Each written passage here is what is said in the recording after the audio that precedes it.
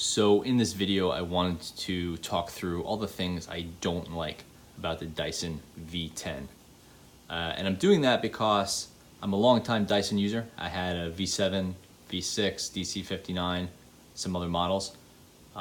Because this thing costs $500 and because Dyson has really touted this as being a technological achievement. So I just wanted to talk through some of the shortcomings before you go ahead and buy one. I'm not saying you shouldn't buy it, I'm just saying you should know what you're getting into. First of all, it is heavy and it's large.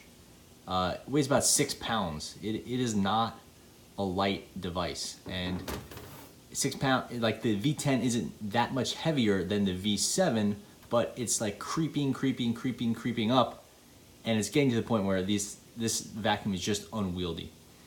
And that's going to vary more based on your arm strength and that sort of stuff, but it's just getting heavy, especially if you're using it for 20 minutes at a time. It's also large. Dyson moved this piece in line. This bin is in line, which is nice because it simplifies the design and helps with the airflow, blah, blah, blah. But it also means that this piece is just very large. Instead of this bin going here, making it more compact, it extends it. Even the cleaning head is larger. This is the new torque drive cleaning head. It works really well. It has some nice features, but it's big and it's heavy.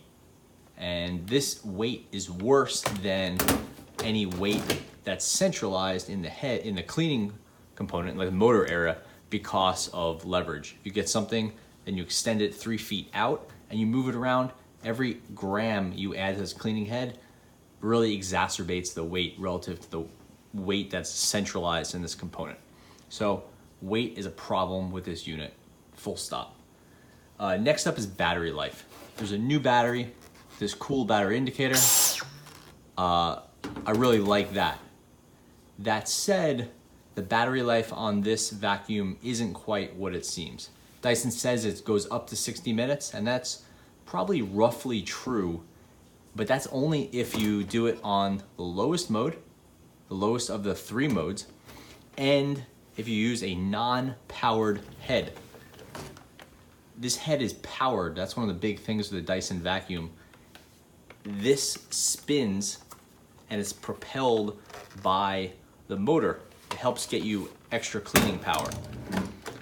If you use a powered head, then your vacuum life, even on the lowest setting, is something like 35 minutes.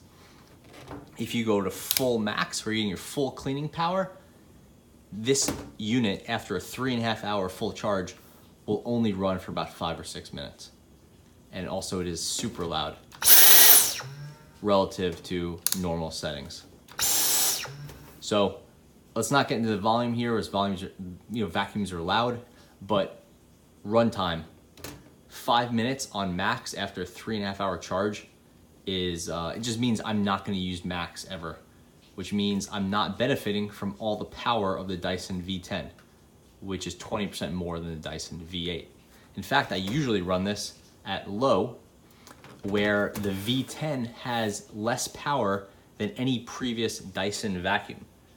The V10, reading the numbers here, on low runs at 16 air watts, whereas my Dyson V7 on low runs at, I think 21 air watts. So just keep that in mind. At the lowest setting, this is quiet and pleasant to use from a volume standpoint, but you have the least power of any Dyson. And the least power is why you have the most battery life. It wasn't just that their scientists got so much smarter over the last couple of years. So low volume means low power means long battery life. It's just, that's how the math works. Then again, I got into the 3.5 hour charge time.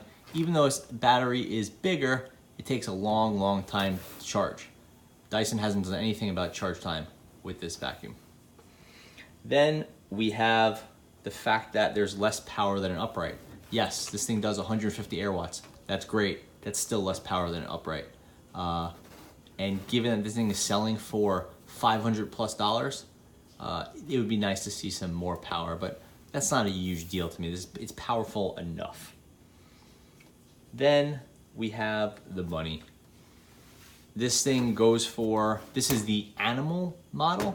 Street price right now is about $450, maybe $499, $450. And this is probably the best model to get, which you get the new torque drive cleaning head, which is worth getting. And you get the mini motorized head and some other things. So $450 for this thing. You can get a V7 for about half that. So I don't really see why the V10 is that appealing when you get a V7 for half that, or you can get more power in the V8 and still save $150 if you're willing to get an outdated model. Then there's some minor issues. No trigger lock. Like, some people don't like to hold this button down for extended periods of time. I don't really care, but come on, just like lock this down so I don't have to worry about it. And that really pretty much covers my problems with the Dyson V10. They're sort of fundamental with the design. And it's like basically the V10 I found is not really the one for me because it's heavier than I'd like. The battery life isn't good enough. I can't benefit from the higher power targets because of that battery life.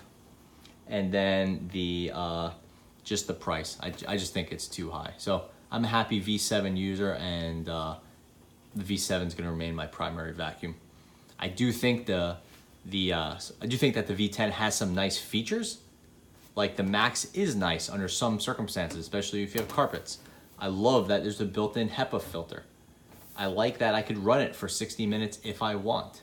So some of that is very cool, and I've done some videos outlining the nicer features, but I do think this vacuum has some serious shortcomings that you should know about before you buy it. And again, this is the, as you see there, this is the V10 Animal. There are other models, and maybe those will appeal to you more or less. Thanks for watching.